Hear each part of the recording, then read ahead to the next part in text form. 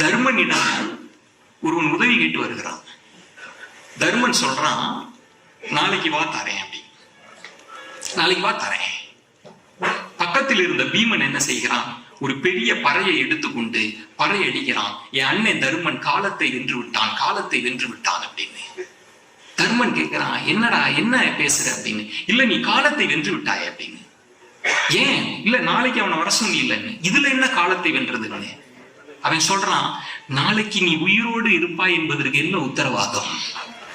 எந்த நம்பிக்கையில் நாளை உதவுகிறேன் என்று சொன்னாய்? இன்னொன்று கேட்கிறான், அவன் நாளைக்கு உயிரோடு இருப்பான் என்பதற்கு என்ன உத்தரவாதம்? எந்த அடிப்படையில் நாளைக்கு வா என்றாய்?